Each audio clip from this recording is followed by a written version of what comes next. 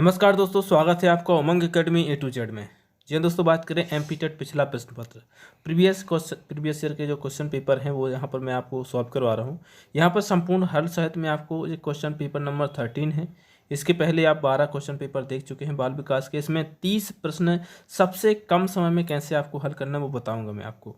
बाल विकास के 30 क्वेश्चन होते हैं, चाहे आप कोई सा भी शिक्षक पात्रता परीक्षा दो, चाहे आप सीटेट की बात करें, MP TET, UP TET, KVS हो या फिर एनवीएस हो, DSP, ये कोई सा भी स्टेट एग्जाम हो या फिर सेंट्रल का एग्जाम हो, टीचिंग से रिलेटेड एग्जाम होता है, यदि वहाँ पर सीडीपी पूछा जाता है बाल विकास, तो 30 क्वेश्चन मिलते हैं। 30 क्वेश्चन आप कैसे कम से कम समय में हल करना वो तरीका मैं आपको इस वीडियो में बताऊँगा।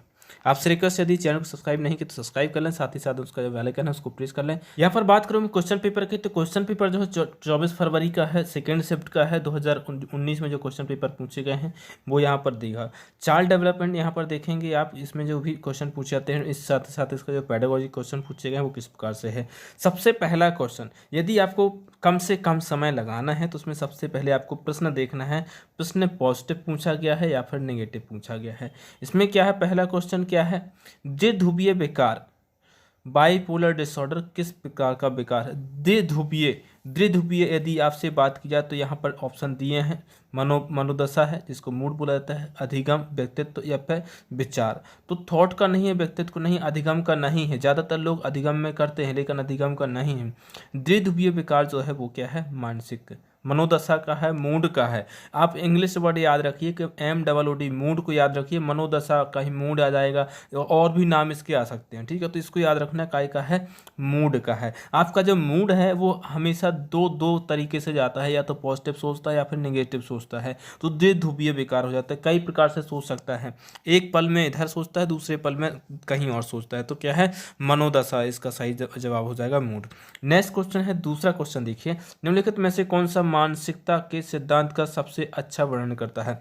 मानसिकता के सिद्धांत का, माइंडसेट, ठीक है, द थ्योरी ऑफ माइंडसेट क्या है, स्थिर मानसिकता विराम को बदला नहीं जा सकता, या फिर स्थिर मानसिकता केवल असफलता देती है, या फिर प्रौढ़ मानसिकता बुद्धि को परिभाषित करता है, या फिर प्रौढ़ मानसिकता असफलता को एक मामूली रुकावट के रूप में देखता है और सुधार और विकसित करने के अवसर देती है। इसका सही जवाब क्या होगा, इसका सही जवाब है चौथा।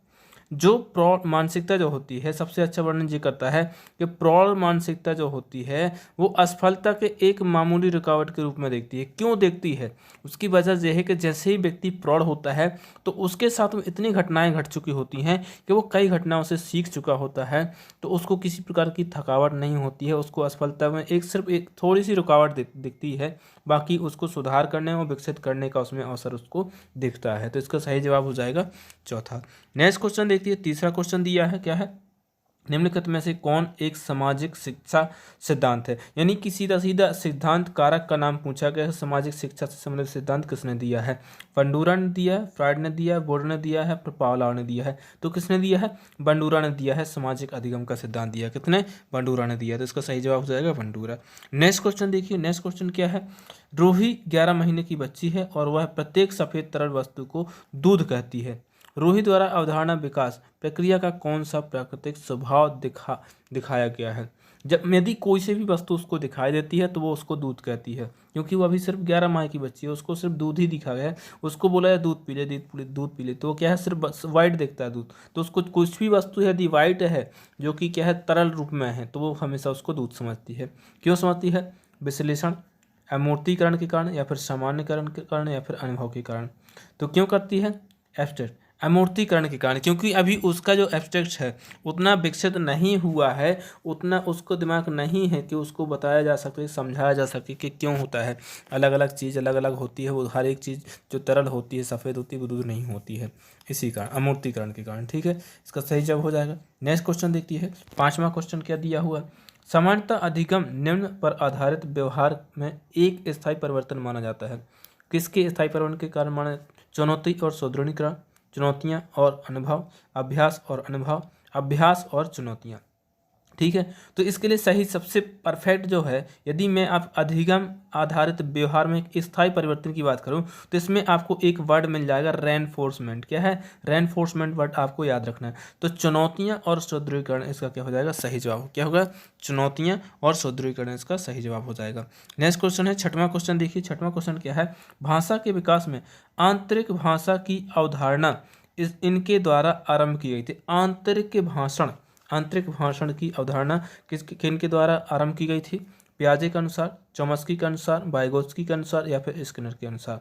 तो आंतरिक भाषा की जो अवधारणा जो आरंभ की गई थी वो की गई थी वाइगोत्स्की के अनुसार की गई थी। इसका सही जवाब हो जाएगा तीसरा। नेक्स्ट क्वेश्चन देखिए सातवां क्वेश्चन है कलन विधि, एल्गोरिथम और अन्वेषण ह्यूरिस्टिक विधि। देखो कलन विधि आपको ऑप्शन मिल सकता है और एल्गोरिथम मिल सकता है, तो इसलिए आपको याद रखना होता है क्या? एल्गोरिथम। एल्गोरिथम यदि आप याद रखेंगे तो आपको इंग्लिश में हमेशा एल्गोरिथम ही मिलता है। और इसके बाद ह्यूरिस्टिक है, ह्यूरिस्टिक को अन्वेषण भी कहा जाता है। तो इसलिए मैं कहता हूँ कि इंग्लिश वर्ड आपको याद रखने पड़ेंगे। इससे आपको क्या है, समय सोचने का कम लगेगा। सीधे ह्यूरिस्टिक विधि और एल्गोरिथम विधि जो है खालिस्तान की रणनीतियां हैं, किस चीज़ की? शिक्षण की हैं, समस्या समाधान की, अधिगम की या फिर चिंतन की। तो प्रॉब्लम सॉल्विंग के लिए हमेशा एल्गोरिथम और ह्यूरिस्टिक विधि का उपयोग किया जाता है। काय के लिए? प्रॉब्लम सॉल्विंग के लिए। तो इसका जो सही जवाब होगा वो दूसरा हो जाएगा। नेक्स्ट क्वेश्चन देखिए, फटाफट से कम समय में करवा के बताऊंगा आपको। निम्नलिखित में से कौन सा कथन सत्य है? सत्य कथन चुनना है आपको। तो बुद्धि क्या है? वृद्धि केवल एक मानसिक प्रक्रिया है। यहाँ पर स्पष्ट लिखा है वृद्धि लिखा है, बुद्धि नहीं लिखा है। वृद्धि केवल मानसिक प्रक्रिया गलत जवाब है। वृद्धि जो होती है वो मानसिक भी होती है और गुणात्मक भी होती है, दोनों तरीके से होती है, जैसे कि विकास होता है। ठीक है। और वृद्धि होती है मानसिक प्रक्रिया नहीं होती है। वृद्धि जो होती है वो शारीरिक प्रक्रिया, मतलब शरीर की बनावट होती है, उसकी आकार लंबाई चौड़ाई में वृद्धि का मतलब होता है शरीर के आयतन वृद्धि, उसमें वजन में वृद्धि होना। ठीक है। कि मानसिक प्रक्रिया नहीं कह सकते आप वृद्धि को। बुद्धि होता तो अलग बात है। अनुवांशिकता अधिगम प्रक्रिया को प्रभावित नहीं करती है। विकास केवल एक मात्रात्मक प्रक्रिया है। अधिगम व्यवहारिक परिवर्तनों की प्रक्रिया है। जिसका सही जवाब क्या है? चौथा। अधिगम जो है व्यवहारिक परिवर्तनों की प्रक्रिया है। अधिगम जो है व्यवहारिक परिवर्तनों की प्रक्रिया है, इसी को अधिगम कहा जाता है। नेक्स्ट क्वेश्चन है, नौवां क्वेश्चन दिया है किसी विशेष परिस्थिति में किसी दिए गए समान सिद्धांत को लागू करने की क्षमता को खालिस्तान कहा जाता है। मतलब परिस्थिति विशेष है लेकिन सिद्धांत कैसा है? समान सिद्धांत। उसको लागू करने को क्या कहा जाता है? उसकी क्षमता को आगमन तर्क या फिर अपवादिक तर्क या फिर निगमन तर्क या फिर तार्किक तर्क। तो क्या कहा जाता है? उसको याद रखिए डिडक्टिव रीजनिंग, डिडक्टिव तर्क, निगमन तर्क कहा जाता है उसको। क्या? डिडक्टिव। नेक्स्ट क्वेश्चन देखते हैं। 10वां क्वेश्चन है, क्या है क्वेश्चन? अधिगम का कौन सा रूप प्रदर्शित होता है जब बच्चे उस हिंसा की नकल उतारते हैं जो वे अपने पसंदीदा वीडियो गेम में देखते हैं? आपने देखा होगा कई बार कि जैसा वीडियो गेम में देखते हैं उसी प्रकार से बयां करते हैं, उसी प्रकार की नकल उतारते हैं। तो क्रिया प्रसूतन अधिगम या फिर ऑब्जर्वेसिव लर्निंग, अवलोकन अधिगम या फिर अनुबंधित अधिगम या फिर लेटेंट लर्निंग, अव्यक्त लर्निंग। तो इसका सही जवाब कौन सा होगा? वो होगा अवलोकन अधिगम। जैसा आप अवलोकन करेंगे इसके लिए आपको याद रखना है अब्स्ट्रैक्शन, ऑब्जर्वेशनल लर्निंग, इसको याद रखिए ऑब्जर्वेशनल लर्निंग या फिर अवलोकन अधिगम कह सकते हैं इसको हिंदी में। ठीक है। तो इसका सही जवाब होगा अवलोकन अधिगम। जैसा आप अवलोकन करेंगे वीडियो गेम में उसी प्रकार से आप यहाँ पर प्रैक्टिकली रूप से करते हैं। तो इसका सही जवाब दूसरा।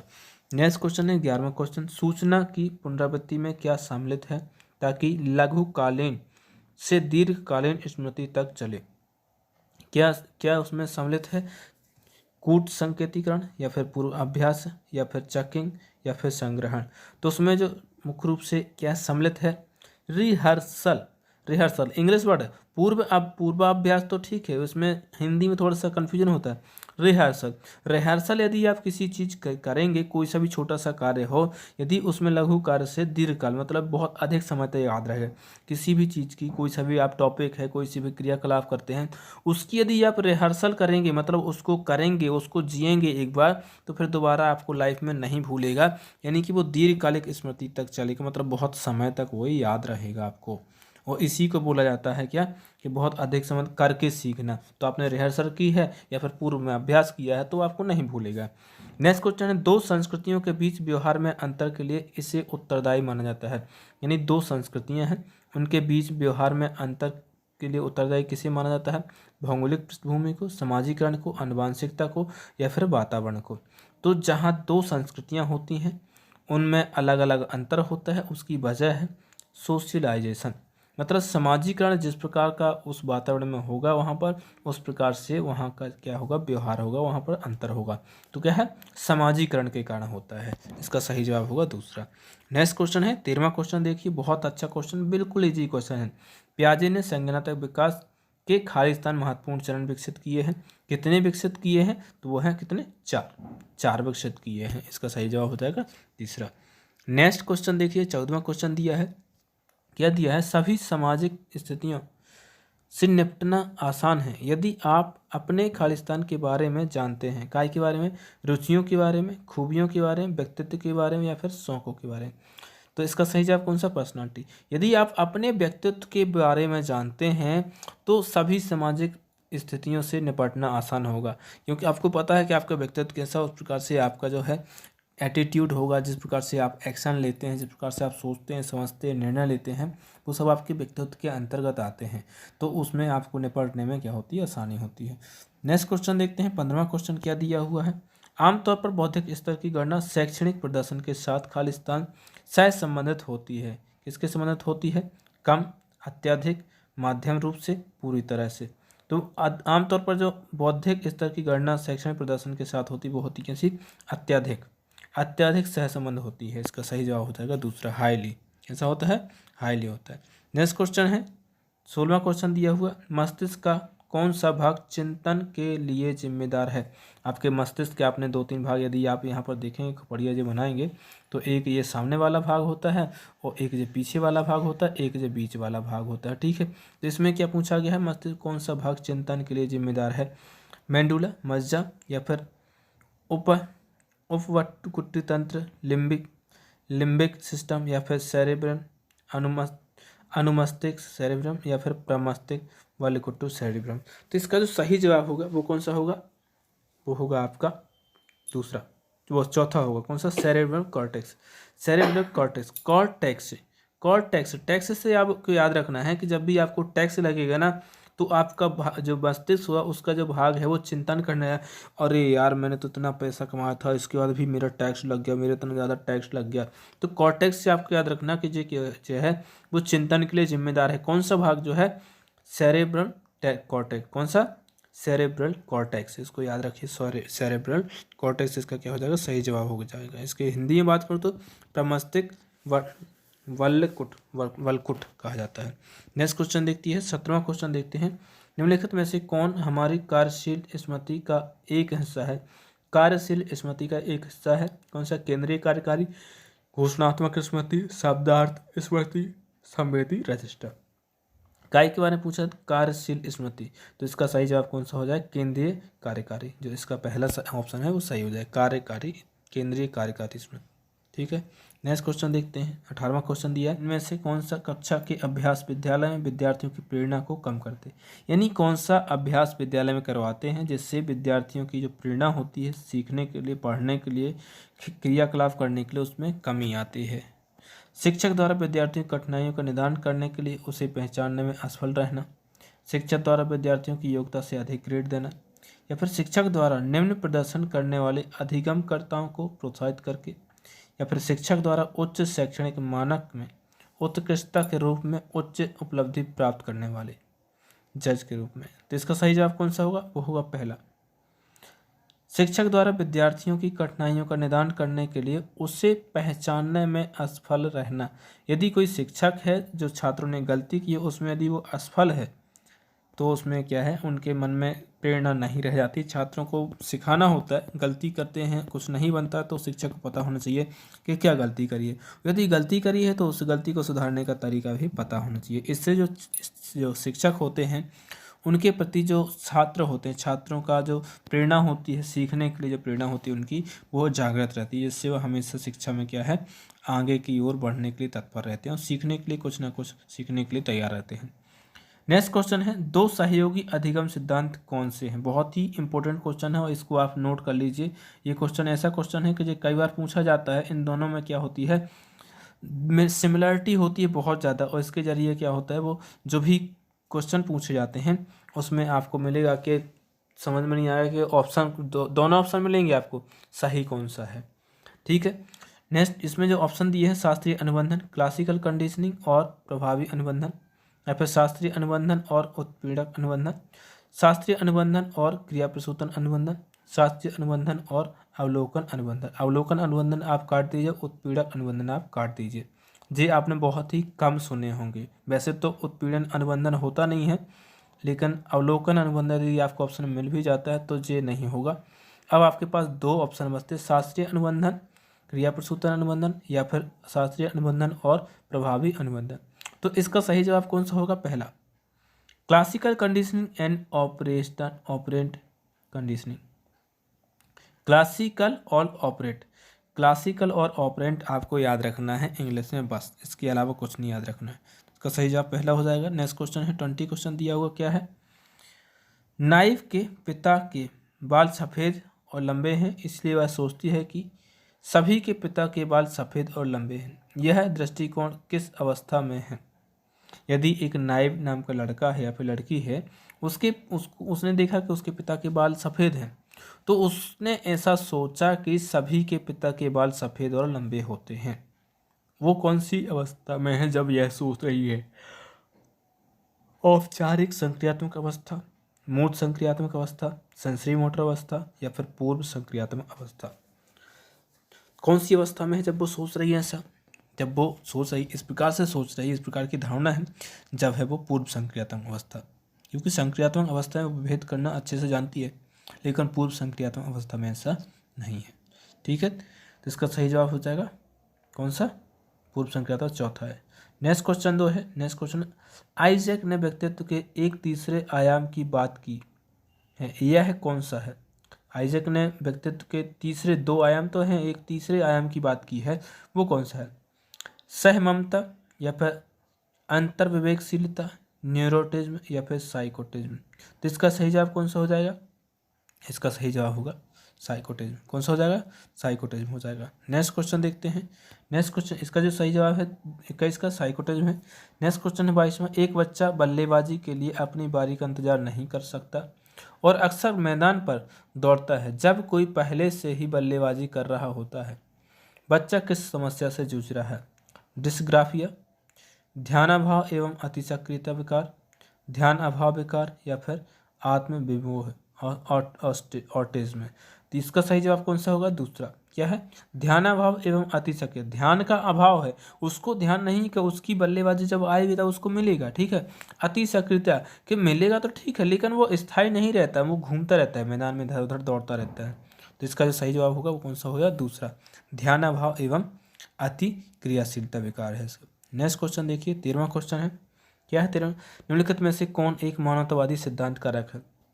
एक सिद्धांत होता है आवश्यकतावादी, आवश्यकतावादी होता है, मानवतावादी होता है। ठीक है, तो यदि मानवतावादी का पूछा जाए, यदि आपको ऑप्शन में मिल जाए कौन सा, वैसे तो इसमें ऑप्शन में देख लीजिए, सिगमंड फ्राइड दिया, इवान पावलोव दिया, एरॉन ब्रेक दिया, कार्ल रोजर दिया। इसका सही जवाब कौन सा है? कार्ल रोजर है।